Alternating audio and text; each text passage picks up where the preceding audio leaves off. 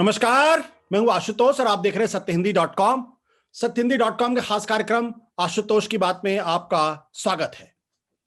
आज दरअसल हम बातचीत करेंगे पत्रकारिता पर और हिंदुस्तान के एक बड़े पत्रकार, अब यह कहा जा रहा है कि दरअसल जो कलंक, जो कालिख उन्होंने भारतीय पत्रकारिता के मुख पर मली है, अब वो सारा का सारा विद्रूप फॉर्म में, एक बहुत ही विभत्स फॉर्म में लोगों के सामने आ रहा है और अब इसके सबूत भी लोगों के सामने नजर आ रहे हैं।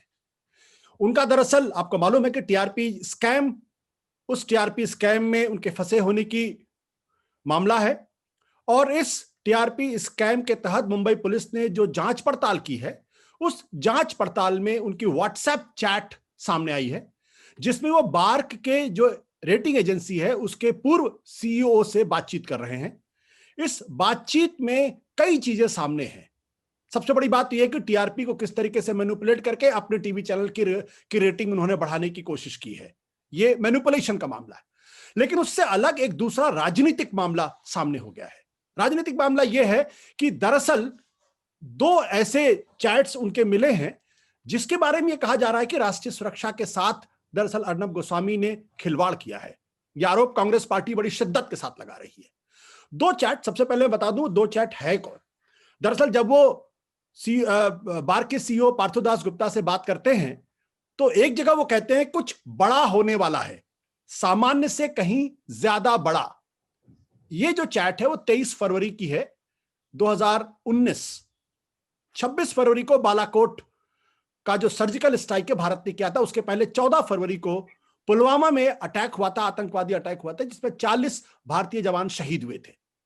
तो वो कह रहे हैं कुछ बड़ा होने वाला है, सामान्य से कहीं ज्यादा बड़ा।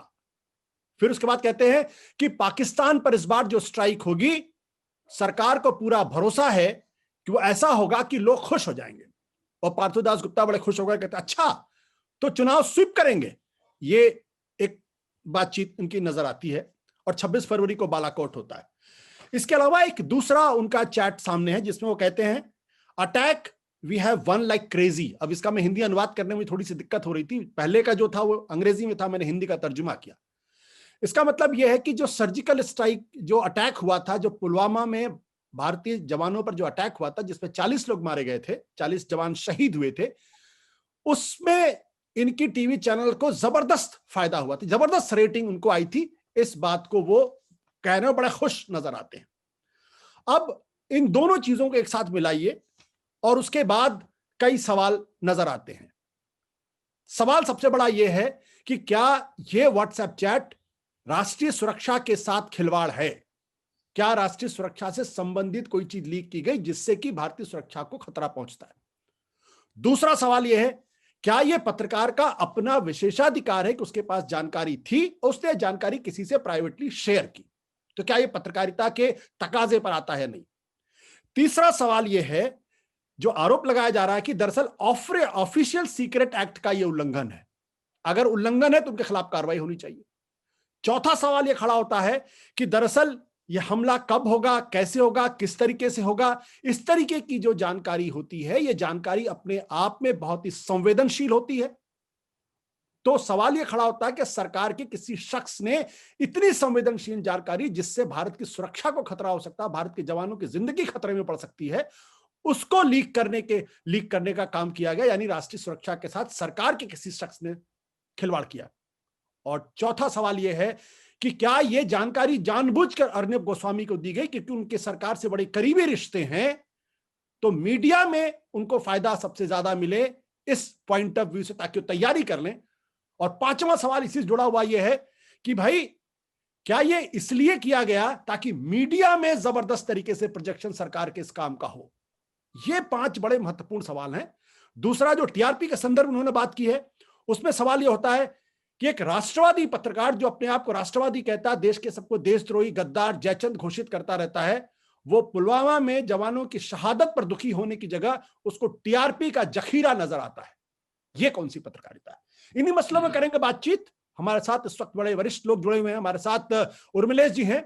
आपको मालूम हो, उर्मिलेश जी लंबे समय से मीडिया की समीक्षा कर रहे हैं। मीडिया बोल नाम का इनका बड़ा ही पॉपुलर कार्यक्रम है और पिछले कम से कम 5 साल से आप ये कार्यक्रम कर रहे हैं। मैं अगर मुझे ध्यान पड़ता है, पहले राज्यसभा में टीवी में था और उसके बाद अब ये वायर के लिए करते हैं। वरिष्ठ पत्रकार है। आलोक जोशी हैं, सीएनबीसी आवाज के पूर्व संपादक, टीवी का गणित समझते हैं अच्छी तरीके से, टीआरपी क्या होती है अच्छी तरीके से जानते हैं, और कुछ समय तक राष्ट्रवादी पत्रकारिता के संदर्भ में भी उन्होंने कुछ काम किया। उन्होंने नहीं किया, बट उस माहौल में उन्होंने काम किया। इसके अलावा शीतल पी सिंह जी हैं। तो सबसे पहले मैं शीतल जी आपसे सवाल पूछना चाहता हूं। मेरा सवाल आपसे यह है कि ये जो सवाल जो ये जब आप इस चीज को देखते हैं, इस व्हाट्सएप चैट को देखते हैं, एक राष्ट्रवादी पत्रकार, क्या उसने राष्ट्रीय सुरक्षा के साथ खिलवाड़ करने का काम किया? देखिए, जो उनके चैट्स आए हैं जो 500 पेज में फैले हुए हैं, उनमें हम अलग से कोई चीज देखेंगे तो थोड़ा सा उनको एक सुविधा हो जाएगी कि उसमें उनको आप गुनहगार सिद्ध कर सकते हैं, या ये नैतिक रूप से गलत है या कानूनी रूप से गलत है, ये मुद्दा बनता है। लेकिन अब जब आप संवेद तौर पर देखते हैं उस पूरे 500 पेज को, तो आप पाते हैं कहाँ-कहाँ क्रिमिनलिटी है और कहाँ-कहाँ मॉरल इश्यूज है, साफ साफ आते हैं। उसमें क्रिमिनलिटी ऐसे बनती है कि जब वो ट्राई को अपने पक्ष में फायदा लेने के लिए ट्राई के फैसले को उलटने की बात करते हैं। उस संदर्भ में वो आई&बी मिनिस्टर को एक समय वो हटाने और उसकी जगह दूसरे के आने की सूचना की बात करते हैं। जब वो ये कहते हैं कि मुझे ट्राई के बारे में 3 कोई पॉइंट्स भेजो, मुझे एएस को भेजना है। जब एएस के बारे में एक जगह वो रहस्य उद्घाटन करते हैं कि मैं उनको इंटरव्यू करने जा रहा हूं, और फिर इंटरव्यू करके वो आते हैं और एएस कौन है ये उद्घाटित करते हैं। जब आप इन चीजों के सीक्वेंस को एक साथ लेते हैं, तब उसमें क्रिमिनलिटी और मॉरलिटी दोनों आती हैं। तब देश का सवाल भी सीधे सीधे आता है, क्योंकि वो बार बार पीएमओ वगैरह का सीधे सीधे उल्लेख कर रहे हैं जी। उनके कार्यक्रम का उद्घाटन करने, जब वो चैनल उन्होंने शुरू किया था उसका उद्घाटन करने पीएम आए थे, वो कई चैनलों का उद्घाटन कर चुके हैं, वो बात वहां नहीं होती। लेकिन जब वो डिटेल्स में आप उसके जाते हैं, तब आप पाते हैं कि बहुत सारी ऐसी सूचनाएं उनके नोट्स में है जो उन्हीं के नोट्स में है उस समय जी। और उनमें से बहुत सी क्लासिफाइड हो सकती हैं। देखिए, जर्नलिज्म में बिल्कुल आपको ये राइट है कि आप सोर्सेज बनाते हैं, सोर्सेज पीएम भी हो सकते हैं और कोई भी हो सकता है, लेकिन वो तब तक है जब तक किसी अपराध में आप नहीं जुड़ते। जब आप किसी अपराध में जुड़ जाते हैं तो फिर ये सब चीजें एक दूसरे से कनेक्ट होती हैं। जी। फिर उसकी जांच तो बनती है। इसमें 2 पक्ष हैं।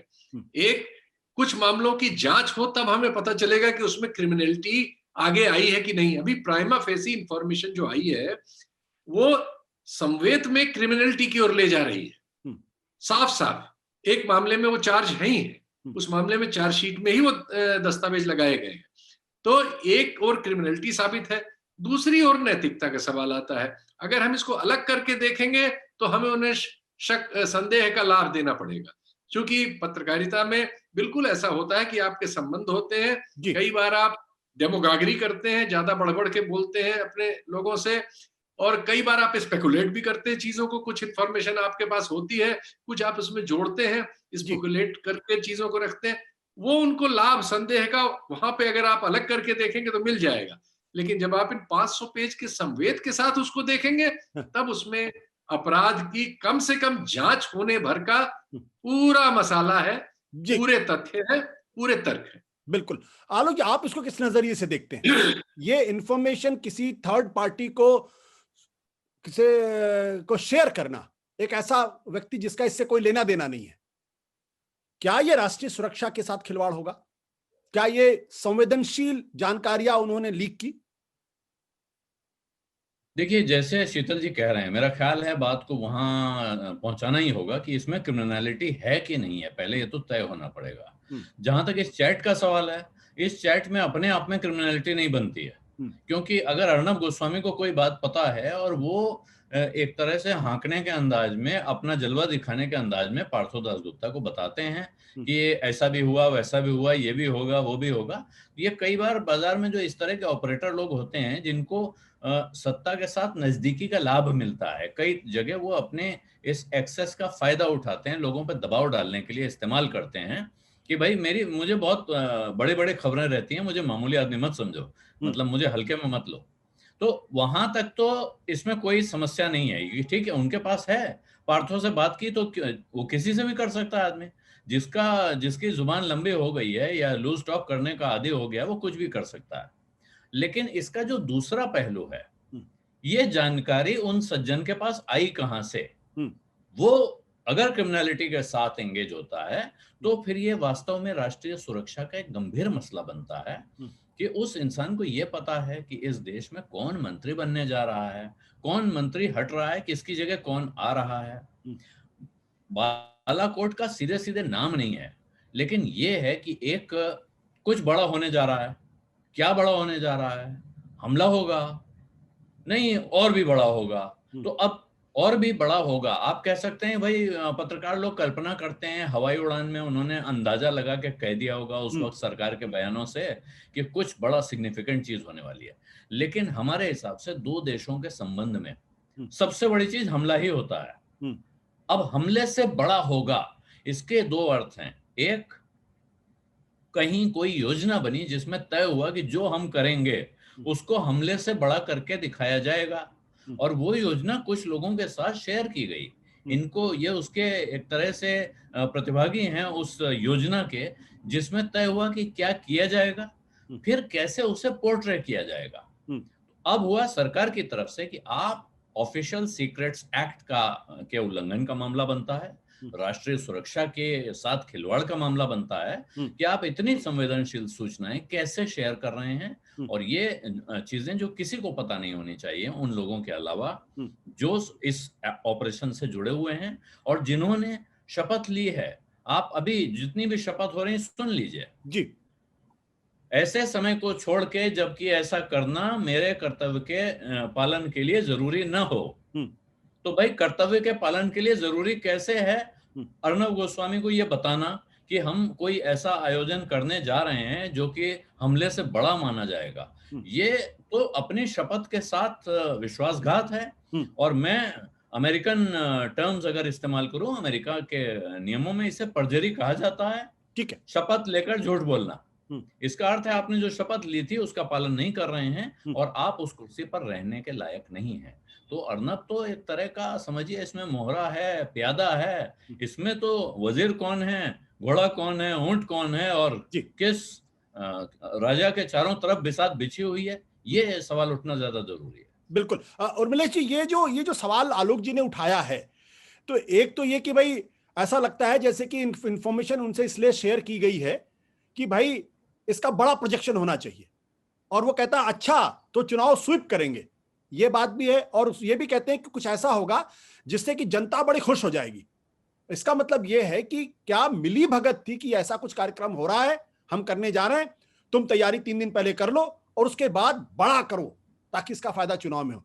अगर ये बात है तो आप इसको कितना गंभीर मानते हैं, या आपको लगता है कि अर्नब गोस्वामी सिर्फ ब्रैगिंग कर रहे थे, जो आलोक जी ने जिस ओर इशारा किया कि भाई बड़बोलापन कर, पत्रकार करते हैं इस तरीके का बड़बोलापन?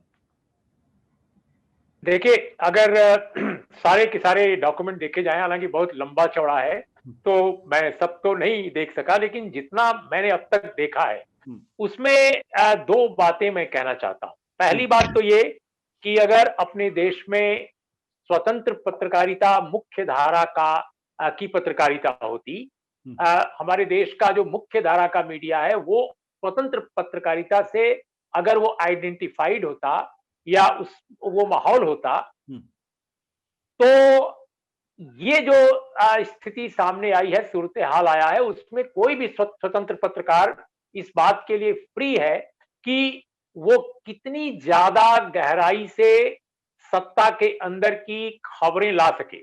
बहुत सारे लोग आप दुनिया के देशों में देखते होंगे कि वो डिफेंस के और तमाम बड़े बड़े सामने लाते हैं इस तरह के सेक्रेट, वो अलग बात है। कई बार केसेज भी उन पर होते हैं और उन केसेज को फाइट आउट भी करते हैं, लेकिन अपने देश में न तो ये आज माहौल है और न तो उस तरह की स्वतंत्र पत्रकारिता और स्वतंत्र पत्रकार की कल्पना की जा सकती है, खासकर इस तरह के बड़े चैनलों में। और अर्णव गोस्वामी साहब, जिनके बारे में आप सब कुछ डिस्कस कर रहे हैं, उनका जो चेहरा है या उनका जो परिचय इस समय है भारतीय दर्शकों के सामने या भारतीय समाज में, वो कोई छुपा नहीं है कि वो इस समय की मौजूदा सत्ता के सबसे भरोसेमंद और सबसे लोकप्रिय पात्र या सबसे लोकप्रिय पत्रकार हैं उनकी नजरों में। तो इसलिए ये पूरा का पूरा प्रकरण बहुत ही रहस्यमय बन गया है, और इसके पीछे जितनी व्याख्याएं अभी की जा रही हैं, और आपके दो हमारे मित्रों ने भी की, वो सब जायज कही जाएंगी। क्योंकि अगर कल्पना कीजिए कि वो एक स्वतंत्र पत्रकार के नाते ये सब कुछ बता रहे हैं या उनको मालूम है, तो ये उनके प्रोफेशन के दायरे में आता है। मैं समझता हूं कि अगर किसी पत्रकार को मालूम है कि भारत सरकार अगले 3 दिन के बाद क्या करने जा रही है, या आर्टिकल 370 से लेकर तमाम, कौन उपराष्ट्रपति बन रहा है, कौन आईएनबी मिनिस्टर बन रहा है, तो ये प्रोफेशन के हिसाब से कोई बुरी चीज नहीं है, बहुत अच्छी चीज है जी। लेकिन तो जो ये चीजें कनेक्ट जहां होकर आ रही हैं कि आखिर इसका पर्पज क्या है, ये रिवील कौन कर रहा है, क्या इसके पीछे कोई योजना है, क्या इसके पीछे कोई बिजनेस इंटरेस्ट है, क्या इसके पीछे वाकई देश को मजबूत करने का इरादा है, या इससे डायरेक्टली इनडायरेक्टली देश कमजोर हो रहा है, क्या इसका उपयोग या दुरुपयोग जासूसी के लिए काम करने वाले लोग जो दूसरे देशों का हित संभाल सकते हैं, दूसरों का हित सर्व कर सकते हैं, क्या उसका दुरुपयोग नहीं कर सकते? ऐसे बहुत सारे सवाल हैं। तो इसीलिए मैं समझता हूं कि ये एक थारो इन्वेस्टिगेशन का विषय बनता है मेरी नजर में, और अपनी तरफ से हम कुछ कहें उसके पहले मेरा यह मानना है कि इसकी पड़ताल बहुत गंभीर और बहुत गहन होनी चाहिए। इसकी पड़ताल बहुत गंभीर और गहन होनी चाहिए। लेकिन अपने दर्शकों को मैं आगे बातचीत बढ़ाने के पहले बता दूं कि दरअसल कांग्रेस पार्टी ने इस पूरे मामले पे कहा है कि ये पूरा का पूरा मामला राष्ट्रीय सुरक्षा के साथ खिलवाड़ है, और उसमें पी चिदम्बरम, आनंद शर्मा, शशि थरूर जैसे वरिष्ठ नेता हैं जिन्होंने ये बात कही है। उन्होंने कहा कि इस पूरे मामले की जांच होनी चाहिए, ज्वाइंट पार्लियामेंट्री कमेटी बननी चाहिए, तब पूरे राज का खुलासा होगा। उन्होंने इसको ऑफिशियल सीक्रेट एक्ट का की बात तो कही उसका उल्लंघन है, साथ ही कहा कि राष्ट्रीय सुरक्षा को लेकर बहुत बड़ा खतरा इससे हुआ है, इसलिए इस पूरे मामले को अत्यंत गंभीरता के साथ लेना चाहिए। लेकिन शीतल जी, अब मैं इस सवाल को थोड़ा पलट देता हूं। मान लीजिए ये जो व्हाट्सएप चैट है और एग्जैक्टली यही बातें अर्नब गोस्वामी नहीं बल्कि किसी सो कॉल्ड सेकुलर लिबरल पत्रकार के खाते से अगर लीक हुई होती और सामने आया होता, तब क्या माहौल राष्ट्रवादी पत्रकारिता कर रही होती? मैं इसे और कठिन टर्म दे देता हूं आज के जमाने के लिहाज से, कि अगर ये रिपोर्ट कमर वहीद नकवी के ट्विटर से आई होती तो फिर क्या होता इस देश में, आप ये सोचिए। लिबरल और उसको तो फिर भी उसमें थोड़ी बहुत रोहिणी सिंह करती या आशुतोष कर रहे होते या कोई और कर रहा होता, वो एक बिल्कुल अलग चीज है। लेकिन अगर इसी मामले की ये चैट्स कमर वहीद नकवी के ट्विटर अकाउंट के होते, व्हाट्सएप अकाउंट के होते, तो आप इस देश में क्या उम्मीद करते थे? कमर वहीद नकवी अपने घर में सुरक्षित होते आज 1 घंटे भी? उनके घर के बाहर 10,000 लोग उनका कत्ल करने के लिए इकट्ठा हो गए होते, जाने कौन कौन से थानों में उनके खिलाफ मुकदमे दर्ज हो गए होते, जाने कौन कौन सी एजेंसियां उनके घर में घुस गई होती, और पूरे देश में उनका सर उड़ा देने की मांग हो रही होती, सीधे चौराहे पे लटकाने की मांग हो रही होती, और जाने क्या हो रहा होता। ये हमारी जो देश की इस समय समस्या और एक अजीब सी विकृति बन गई है समाज में, कि हमने कानून को, न्याय को और क्रिमिनलिटी को, नैतिकता को, सबको सूली पे लगा दिया है, और इस तरह से बांट दिया है उसको कि उसमें हमारे अपने निर्णय 2 अलग अलग नामों में, अगर वो 2 धर्मों के हैं, तो बिल्कुल 2 अलग अलग तरह से हम प्रतिक्रिया करते हैं। हम एक ऐसा समाज बन चुके हैं, सारी एजेंसीज, आप बताइए, जो किसानों को और इनको उनको नोटिस दे रही हैं एजेंसियां, उन्होंने ये 500 पेज नहीं देखे, ये तो चार्जशीट का पार्ट है, चार्जशीट के साथ कोर्ट में दाखिल है। इन पे सब पे वो सज्जन जो आज इस समय अस्पताल में है, उनके दस्तखत हैं गवाह के तौर पर, उन्होंने इंडोर्स किया कि ये मेरे हैं। मतलब हम मान सकते हैं कि पुलिस कस्टडी में लोग डर के मारे कर देते हैं, लेकिन एक प्राइमा फेसी ये चीज है, ये चीज चार्जशीट का पार्ट है। तो प्राइमा फेसी अभी हम किसी को नहीं कह रहे हैं, हम उस तरह से प्रतिक्रिया में मांग नहीं कर रहे हैं कि तुरंत इनका सर काट लिया जाए या इनको जेल डाल दिया जाए, लेकिन हम इतना तो देश और जनता और लोग और पत्रकार भी ये उम्मीद तो करते ही हैं किसी भी सिस्टम से कि जब इतनी चीजें हैं तो उसकी एक प्रॉपर जांच हो जो लोगों को संतुष्ट कर सके, और उसमें जो जहां जो गलतियां हो, उन गलतियों पर जो बनता हो उन पर कार्रवाई हो। आलोक, आप शीतल जी की राय से सहमत हैं, लेकिन उसमें एक चीज मैं और जोड़ देना चाहता हूं, जो उन्होंने कहा कि attack we have won like crazy, मतलब एक आदमी अपने को प्रोजेक्ट करता है कि देखिए जवान शहीद हो गए हैं और हम उसको लेके बड़े दुखी हैं, पूरे राष्ट्र को दुखी होना चाहिए। अगर किसी ने जरा सी भी ऑल्टरनेट व्यूज रखा या कुछ दूसरे तरीके का व्यूज रखा तो उसको गद्दार घोषित कर दिया जाता था उन्हीं सज्जन के द्वारा। और ऐसे टीवी चैनल से, अकेले वो नहीं और भी बहुत सारे लोग हैं, वहां पे एक आदमी का चैट आता है, उसको लगता है कि तो अरे तो बड़ा खजाना मिल गया हमको, तो इसके कितनी टीआरपी लूट ली। ये देखिए बिल्कुल गिद्ध मानसिकता है, और इसके बारे में क्या कहा जाए। ये बिल्कुल सही कह रहे हैं आप। ये कितनी चिंताजनक बात है कि एक तरफ पुलवामा में अटैक हुआ, 40 जवान वहां शहीद हो गए, इस बात पे सवाल नहीं उठाया जा रहा है कि वो अटैक कैसे हो गया, सिक्योरिटी की लैप्सेस क्या रही, वहां एक्सप्लोसिव कहाँ से आया, वो आज तक ये सवाल नहीं उठाया, किसी ने नहीं उठाया है अभी। बल्कि अब हमले के 2 साल बाद, अभी पिछले हफ्ते हम लोग देख रहे थे कि वो सुरंग मिली है जिस सुरंग के जरिए उसके परपेट्रेटर्स यहाँ आए थे। 2 साल लग गए वो सुरंग खोजने में।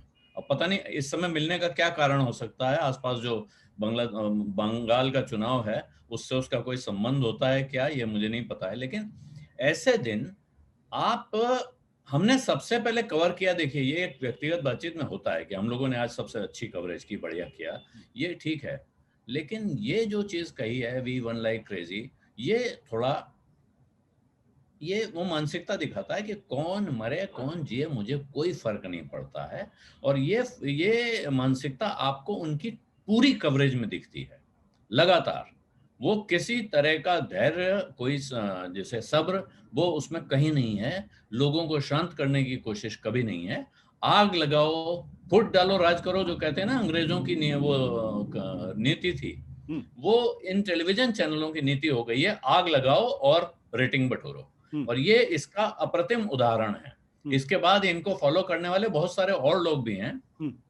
आपने कहा कि मैंने कुछ कहीं राष्ट्रवादी उसमें काम किया, मुझे पता नहीं कहाँ, आप किसका जिक्र। मैंने कहा राष्ट्रवादी माहौल, एक ऐसा माहौल था जिसमें आप टीवी के संपादक थे, मैं उस वक्त संपादक नहीं था। मैं जब संपादक था तो राष्ट्रवादी माहौल नहीं था इस संदर्भ। लेकिन उस माहौल में, और माहौल में चारों ओर आपके उस तरह के तत्व, इस तरह के तत्व, उस तरह के नहीं, इसी तरह के, कि हाँ हम भी चढ़ेंगे, हम भी चढ़ाई कर देंगे। और तो ये जो लोग हैं इनको किसी से कोई लेना देना परवाह नहीं है। एक छोटी सी बात मैं पूछ लेता हूं और देशभक्त बताएं। हाँ। लेकिन सच बात यह है कि ये बिल्कुल चील कौओं की तरह हैं जो इंसानों को मरवा कर और उनका मांस नोच नोच के खाना चाहते हैं। आलोक, में जो बात अभी हमने शीतल जी से सवाल पूछा था कि देखिए ये एक सामान्य पत्रकारिता की स्थिति नहीं है जहां पत्रकार से माना जाता है कि उसकी कोई विचारधारा नहीं होती और तथ्यों के आधार पर पत्रकारिता करता है, और अगर उसको रेटिंग्स मिलती है तो उसमें थोड़ा सा वो खुश होता है, देखो रेटिंग मिल गई, अच्छी रेटिंग मिल गई। लेकिन एक आदमी जो पब्लिक में अपनी इमेज पेश करता है राष्ट्रवादी है, जो आदमी सेना पे सवाल खड़े करे वो देशद्रोही है, जो आदमी पुलिस पे सवाल खड़े वो देशद्रोही है, जो आदमी देश के प्रधानमंत्री पे सवाल खड़े वो देशद्रोही है, जो आदमी कश्मीर पर वैकल्पिक राय रखता है वो देशद्रोही है, जो आदमी पाकिस्तान से बात करने की बात करता है वो देशद्रोही है। ऐसा शख्स अपने शहीदों की शहादत पर ही कह रहा है कि वी वन लाइक क्रेजी। ये अगर किसी दूसरे सेकुलर या जिस तरीके से उन्होंने कहा, किसी दूसरे लोगों ने अगर कहा होता तो आज वही आदमी किस तरीके का तांडव कर रहा होता। ये तो बिल्कुल सही कह रहे हैं आप, तांडव जिस तरह का हो रहा होता। आप सोचिए इस चैट को लेकर कहां कितनी चर्चा है, एक तरह की चुप्पी छाई हुई है, सन्नाटा खींचा हुआ है। और अभी उसके पहले अब ये जरूर है कि सोशल मीडिया इस अंदाज में चलने लगा है कि पुराने मामले निकलने लगे हैं कि अब स्मृति ईरानी का एक ट्वीट निकाल के दिखाया गया है कि साहब आज की तारीख में भी जो अर्नब के पक्ष में न बोला वो इस संदर्भ में नहीं है, लेकिन ये तब का संदर्भ है जब अर्नब गोस्वामी के खिलाफ कार्रवाई कर रही थी महाराष्ट्र पुलिस, कि जो नहीं बोला वो पत्रकारिता की रक्षा के लिए नहीं बोल रहा होगा। इस चैट में आता है अर्नब गोस्वामी कहते हैं कि वो she is my friend, she is good for us. तो साफ है एक राहुल ईश्वर नाम के सज्जन हैं जो हिंदुत्व के ठेकेदार हैं वैसे, लेकिन उन्होंने इस मामले पे हिम्मत दिखाई है। मैं और आपको बताऊं, अनेक लोगों से मैं बात कर चुका हूं जो इनकी विचारधारा के इस कर्मकांड के समर्थक हैं, वो बात करने को राजी नहीं है। वो कह रहे हैं अब आप तो हमें फंसाना चाहते हैं, अब हम ना तो इनका बचाव कर सकते हैं ना इनके खिलाफ बोल सकते हैं, तो हम किस चर्चा में शामिल हो नहीं कर सकते हैं, तो बात करने से इनकार कर रहे हैं। उर्मिलेश जी, इस सवाल को मैं थोड़ा और आगे बढ़ा देता हूं। यानी राष्ट्रवादिता के बहाने टीआरपी लूटना है, राष्ट्रवादिता एक तरीके का अवसरवाद है। इसका उनके आत्मा से कोई लेना देना नहीं है। कुछ पार्टियां होती हैं, कुछ नेता होते हैं जिनका कन्विक्शन होता है। इनका कन्विक्शन सिर्फ इतना सा है कि राष्ट्रवाद बिक रहा है तो राष्ट्रवाद को बेचकर जनता के बीच में हम बेवकूफ बना के हम टीआरपी ले लें, बस, इससे ज्यादा कुछ नहीं। क्या यह ध्वनित होता है इस पूरी बातचीत से? भाई देखिए, अगर ये जेन्युइन कोई नेशनलिज्म होता या इसके पीछे कोई राजनीतिक कमिटमेंट होता तो मैं समझता हूं कि ये कैसे संभव है कि रजत शर्मा और अरुण जेटली के कॉन्टेक्स्ट में जो इसमें कहा गया है, जो टिप्पणी की गई है, वो अगर आप उसको देखिए, आप चकित रह जाएंगे कि किस तरह की बात है। जिस दिन ये बात कही जाती है उसके 3 या 4 दिन बाद ही डेथ होती है अरुण जेटली साहब की, है, और उसमें रजत शर्मा कैसे कुछ नहीं कर पाएंगे, ये ध्वनित होता है कि रजत शर्मा की औकात क्या है। तो रजत शर्मा भी उसी आइडियोलॉजिकल फ्रेम के आदमी माने जाते हैं जिसके Arnab Goswami all of sudden बन गए हैं। हालांकि एक जमाना था जब अर्णव गोस्वामी को ऐसा नहीं माना जाता था। आप एनडीटीवी का वो दौर याद कीजिए, उस समय उनका कुछ और कमिटमेंट था, आज कुछ और है, कल कुछ और हो जाएगा। न जाने अगर भविष्य में 10 साल के बाद कोई दूसरे ढंग की सरकार आवे, हो सकता है कि अगर वो इसी तरह से किसी चैनल के चीफ हों तो वो बदल जाएंगे बिल्कुल। तो हमारा ये कहना है कि आप याद देख कीजिए कि भीमा कोरे गांव में जो उस पूरे एपिसोड में लोग गिरफ्तार करके रखे गए हैं एनआईए के जरिए, और झूठे आरोप अनेक लोगों पर बिल्कुल मनगढ़ंत अंबेडकर परिवार के, डॉक्टर बी.आर. अंबेडकर परिवार, 73 परिवार से जुड़े प्रोफेसर आनंद तेलतुंबड़े जैसा विद्वान जिसको पूरी दुनिया में जाना जाता है भारत की तरफ से अपने विषय में, जिन्होंने इतना गंभीर काम किया है, आखिर उनका क्या अपराध था आशुतोष? आप ये देखिए, गौतम नौलखा उनका क्या आरोप था, उनके ऊपर क्या मामला है? इसी तरह से आप एक और पत्रकार का नाम याद कर रहा हूं मैं आपको, इफ्तिकार गिलानी। इफ्तिकार गिलानी कश्मीर टाइम्स के दिल्ली में ब्यूरो चीफ हुआ करते थे, और एनडीए फर्स्ट यानी अटल जी की सरकार के दौरान उनको गिरफ्तार कर लिया गया था। बड़ी मुश्किल से कई महीने के बाद जॉर्ज फर्नांडिस से लेकर और तमाम जर्नलिस्ट के एफर्ट के बाद उनको छोड़ा गया था। उनके ऊपर क्या आरोप लगा था, उनको उस समय का टीवी मीडिया कैसे कवर कर रहा था, और आज इस मुद्दे पर जो हमारे देश का मेन स्ट्रीम मीडिया है, आलोक जोशी ने बड़ी महत्वपूर्ण बात कही कि भाई एकदम सन्नाटा छाया है। तो क्या ये मामले, अगर अर्णव गोस्वामी को एक जर्नलिस्ट के तौर पे अगर देखता है कोई, तो क्या ये खामोशी, ये सन्नाटा संभव है? बिल्कुल नहीं। बिल्कुल उनको सत्ता के एक हिस्से के तौर पे देखा जाता है भारतीय समाज में आज कंटेम्प्रेरी, और इसीलिए ये सन्नाटा है क्योंकि लोग देख रहे हैं कि सरकार क्या करती है। पहले सरकार का देख लो भाई कि सरकार क्या सोच रही है, तब वो सारे टेलीविजन चैनल या अखबार या मीडिया, आप हिंदी अखबारों का हाल देख लीजिए, अंग्रेजी में तो मान लीजिए 2-1 अखबार में छप भी जाता है, वो भी 8वें पेज पर, 7वें पेज पर। लेकिन ये चीजें बताती हैं कि नैतिकता जो बात हो रही थी अभी, हमारे पास न तो प्रोफेशनल वैल्यूज बचे हैं न मॉरल वैल्यूज बचे हैं। ये इस देश की सबसे बड़ी पीड़ा है। अगर आज के इस कॉन्टेक्स्ट को देखें तो यही दिखता है। आलोक जी, संक्षेप में जवाब चाहूंगा, फिर शीतल जी के पास जाऊंगा। जो मैंने सवाल इनसे पूछा कि राष्ट्रवाद दरअसल कोई राष्ट्रवादिता नहीं है, राष्ट्रवाद से टीआरपी मिल रही, इसलिए टीवी में काम हो रहा। ये अर्णव गोस्वामी का जो ये जो चैट है, ये क्लियरली इस बात को एस्टैब्लिश करता है। क्या यही बात सच है या मैं ओवर रिएक्ट कर रहा हूं? मेरा ख्याल है, देखिए, एक तो ये बात जो आप जिस हद तक आप कह रहे हैं उस हद तक ये बात भी सच है, लेकिन इसके साथ एक दूसरी बात भी सच है। ये सिर्फ अर्णव गोस्वामी नहीं है। अर्णव गोस्वामी किन लोगों की सेवा में लगे हैं या कौन लोग अर्णव गोस्वामी की सेवा में लगे हैं, इनको देखना जरूरी है। और ये सब भी इसी धारा के हैं। उनका राष्ट्रवाद भी ऐसा ही राष्ट्रवाद है, क्योंकि आज राष्ट्रवाद बिक रहा है, और जिस चीज को उन्हें दरअसल बेचना है वो राष्ट्रवाद की पैकेजिंग में ज्यादा बेहतर तरीके से बिकती है, इसलिए वो राष्ट्रवादी हैं, अन्यथा वो राष्ट्रवादी नहीं है। एक संगठन है जिसने 50 साल तक अपने दफ्तर पर राष्ट्रीय ध्वज नहीं लगने दिया, वो आज की तारीख में इस देश का सबसे बड़ा राष्ट्रवादी संगठन है जी, और उस संगठन के प्रचारक हो गए हैं ये। प्रचारक वहाँ एक टेक्निकल पोस्ट होती है, लेकिन वो छोड़ दीजिए, एक जनरलाइज टर्म में कहें तो ये प्रचार कर रहे हैं। तो ये सब एक थैली के चट्टे बट्टे हैं। वो आप अर्णव गोस्वामी को लें या जिन लोगों का नाम लेकर वो उनको वर्थलेस और बेकार बता रहे हैं, और यहाँ तक कि वो एक महान प्रवक्ता भारतीय जनता पार्टी के, जिसका नाम फिर एब्रिविएशन में है, तमाम एब्रिविएशंस की तरह, उनको कह रहे हैं कि वो he is such an idiot, even I can't stand him. मतलब मेरे जैसा भक्त भी उसको नहीं झेल पाता, बाकी लोग उसको कैसे झेलते होंगे? पार्टी इसको हटाती क्यों नहीं है? और वो सज्जन सुबह से शाम तक इन्हीं का प्रचार करते घूमते थे। तो ये सारी बारात ऐसी ही है कि जब आप प्राइवेट बातचीत करेंगे तो ये कुछ और हैं, इनके मंतव्य कुछ और हैं, इरादे कुछ और हैं, और इनका ये आडंबर है कि हम राष्ट्रवादी हैं। ये राष्ट्रवाद से इनका कोई संबंध नहीं है। कोई संबंध नहीं। शीतल जी 30 सेकंड में जवाब दीजिएगा, जो बात अभी आलोक जी ने कही। जी देखिए, इन्हीं सज्जन को जब गिरफ्तार किया गया था तो हमारे गृह मंत्री समेत सारे मंत्रियों ने एक साथ ट्विटर करके इनकी गिरफ्तारी की भर्त्सना की थी। आज वो सारी जबानें खामोश हैं। आज एक भी आदमी सामने नहीं आया है, सिर्फ ट्रोल्स के जरिए ट्रेंड कराए जा रहे हैं ट्विटर पे, और उनके जरिए इनकी रक्षा की जा रही है। एसएसआरियन और तमाम लोग, इस तरह के नॉन सीरियस लोगों को ढकेला गया है, या वो उस तरह के एलिमेंट आए हैं, जैसे वो एक जनरल हैं जो गालियां बकते हैं, उस तरह के लोग अब समर्थन में आए हैं। बाकी कोई बड़ा, हर आदमी की जबान खामोश है। तो ये तो अपने आप में एक स्वीकारोक्ति है जो पिछले 2 महीनों का ही एक वृत्तांत है। बिल्कुल। बस इतनी सी बात अंत में जरूर कहना चाहूंगा कि दरअसल जिस तरीके की पत्रकारिता इन्होंने पिछले सालों में की है, उस पर किसी को भी शर्म आनी चाहिए। लेकिन अफसोस की बात यह कि उस पत्रकारिता को शर्मनाक मानने की जगह बहुत सारे ऐसे लोग हैं जो उस पर गदगद हैं, और उनको लगता है कि यह राष्ट्रवादी पत्रकारिता है, नए तरीके की पत्रकारिता है।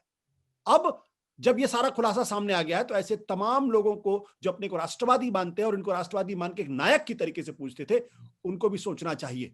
अगर राष्ट्रवाद का ये चेहरा है तो फिर ऐसा चेहरा न हो, यही बेहतर है। नमस्कार, धन्यवाद, शुक्रिया। सत्य हिंदी का ऐप डाउनलोड करें गूगल प्ले स्टोर पर।